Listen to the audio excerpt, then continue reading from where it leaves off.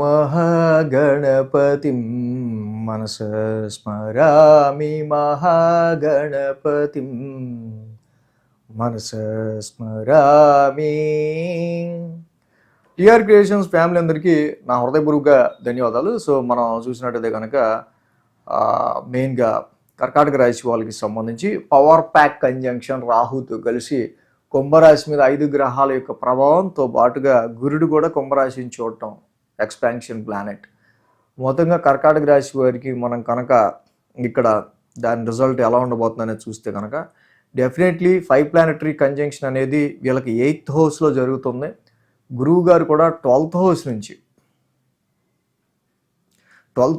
8th హౌస్ని చూస్తున్నారు. So గురువు గారి వల్ల ఇక్కడ గురుడు కూడా క్రియేటింగ్ సమ్ అన్ఎక్స్పెక్టెడ్ ఎక్స్పెన్సెస్. అలాగే ఫిబ్రవరి 3న వస్తున్న బుధుడు కూడా అష్టమ స్థానంలోకి వస్తున్నాడు. ఫిబ్రవరి 6న శుక్రుడు కూడా అష్టమ స్థానంలోకి వస్తున్నాడు. ఓకే, బుధ శుక్రులు మిత్రక్షేత్రంలోకి వస్తూ ఉన్నారు, కొంతవరకు ఓకే. ఆ బుధుడు శుక్రుడు యొక్క యుతి అష్టమ స్థానంలో యోగిస్తుంది, జనరల్గా పర్లా. బట్ పక్కనే రాహు ఉన్నాడు. సో కాబట్టి ఈ బుధ శుక్రుల యొక్క యుతి ఫస్ట్ స్టార్టింగ్లో మీకు అంత ఇబ్బందికరంగా ఉండదు, కానీ ఫిబ్రవరి 15వ తారీఖు వరకు కూడా 15వ తారీఖున రవి వస్తాడు, తర్వాత మళ్ళీ 23వ తారీఖున కుజుడు కూడా వస్తున్నారు.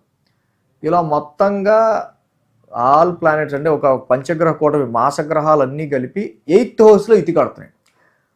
6, 8, 12 అనేవి దుస్థానాలు. ఈ దుస్థానాలు అయిన 8th హౌస్లోనే ఇన్ని గ్రహాలు ఉండటం very sudden transformation we have to expect. So కాబట్టి definitely you have to careful in all areas. ఒకటని కాదు, మీ లైఫ్లో ప్రతి ఏరియాలో ఆరోగ్యానికి సంబంధించి కావచ్చు, ఫ్యామిలీ వెల్త్కి సంబంధించిన విషయాలు కావచ్చు, ఫ్యామిలీకి సంబంధించిన విషయాలు కావచ్చు, సమ్ సడన్ ట్రాన్స్ఫర్మేషన్స్కి సంబంధించిన విషయాల్లో కావచ్చు, definitely you have to careful అనమాట. మెయిన్గా ఫిబ్రవరి 13వ తారీఖు నుంచి ఫిబ్రవరి 23వ తారీఖు వరకు కూడా రవి కుజులు లాంటి aggressive hot and heat fiery planets కూడా అష్టమ స్థానంలో శత్రుక్షేత్రంలోకి వస్తున్నాయి, రాహుతో ఇతి కడుతున్నాయి. అసలు ఫైరీ ప్లానెట్స్ రాహు యాంప్లిఫై చేస్తాడు. Rahu is a గ్యాసీ planet. వీళ్ళు ఇంకా అంటే మనకి అగ్నికి ఆజ్యం పోస్తే అవుతుంది, ఇంకా అది బగ్గు అని మడుతూ ఉంటుంది. 13వ తారీఖు రవి రావటం, 23వ తారీఖు కుజుడు రావటం, ఇంకా రాహు ఇంకా ఆ ప్లేస్ని ఎక్కువ బర్న్ చేస్తాడు 8th హౌస్ని. So definitely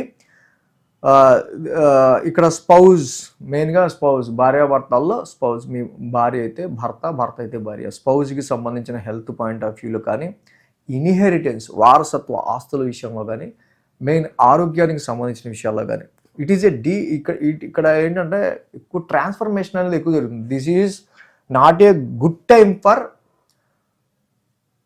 doing experiments. మీరు ఎక్స్పెరిమెంట్ చేయడానికి మాత్రం ఇది మంచి సమయం కాదు.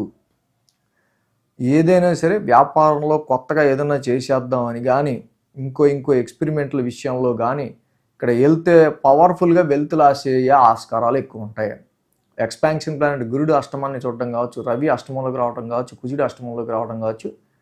ఫిబ్రవరి 23 నుంచి మార్చి 1వ తారీఖు వరకు కూడా ఈ 7 రోజులు దీని ఇంపాక్ట్ ఎక్కువగా ఉంటుంది. 100% యాక్టివేషన్లో ఉంటుంది. అందులోనూ ఇన్ని గ్రహాలు జనరల్గా ఇక్కడ మీకు ఈ 8th హౌస్లోకి రావటం, ఉద్యోగపరంగా తెలియని ట్రాన్స్ఫర్మేషన్స్ వస్తాయి, కొన్ని చేంజెస్ వస్తాయి. సో అలాగే అవుతున్న ఖర్చులకి సంబంధించి సమ్ సడన్ ఎక్స్పెన్సెస్ లాంటివో ఇలా ఏవో ఒకటి. అంటే నేను అనేది ఏంటంటే ఒక్కటి గుర్తుపెట్టుకోవాలి, ఆస్ట్రాలజీలో జ్యోతిష్యం అంటే వెలుగునిచ్చే శాస్త్రం. అరే ఇలా జరగబోతుంది కాబట్టి మనం జాగ్రత్తగా ఉండాలి. సో అవగాహన లేని విషయాల్లోనూ అంటే డీప్ ట్రాన్స్ఫర్మేషన్స్ 8th హౌస్ అనేది తక్కువనే. ఇప్పుడు ఈ గదిలో లైట్ పోతే ఇటు వెళ్ళాలని నాకు కూడా తెలియదు, కొంచెం అటు ఇటు ఏమైనా తగలచ్చు. బట్ 8th హౌస్ అనేది ఏంటంటే definitely we have to keep more concentrate చేయాల్సిన అవసరం ఉంటుంది. మనం ఎక్కువ కాన్సన్ట్రేట్ చేయాల్సిన అవసరం ఉంటుంది. అంటే ఈ సమయాల్లో తీసుకునే నిర్ణయాలు మనకి టెన్షన్ తెప్పించేవిగా ఉంటాయే తప్పించి వాటి నుంచి మనకు ప్రయోజనాత్మకంగా ఉండవు.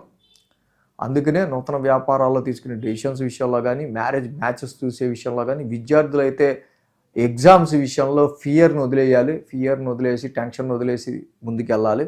8th హౌస్ అనేది some anxietical and tension mode, and also you have to definitely focusing on your health. రాహువు ఎప్పుడైతే కుజుడు రవి లాంటి ఈ హీట్ ప్లానెట్స్తో కలుస్తాడో కొంచెం బీపీ, బ్లడ్ ప్రెషర్ వీటికి సంబంధించిన విషయాలు కొంచెం యాంప్లిఫై చేస్తాడు. సో ఆరోగ్యానికి సంబంధించిన విషయాల్లో కూడా. సో మన అంటే కంక్లూజన్ ఏంటంటే ఫిబ్రవరి 23 నుంచి మార్చి 1వ తారీఖు వరకు 7 రోజులు పవర్ఫుల్గా ఉంటుంది దీని కాంబినేషన్. కాబట్టి చాలా జాగ్రత్తగా తాగుడు వ్యసనాలు వీటి జోలికి చాలా జాగ్రత్తగా ఉండాలి. అసలు వరస్ట్ సిచ్యువేషన్స్ ఉంటాయి ఇవి ఉంటే కనుక.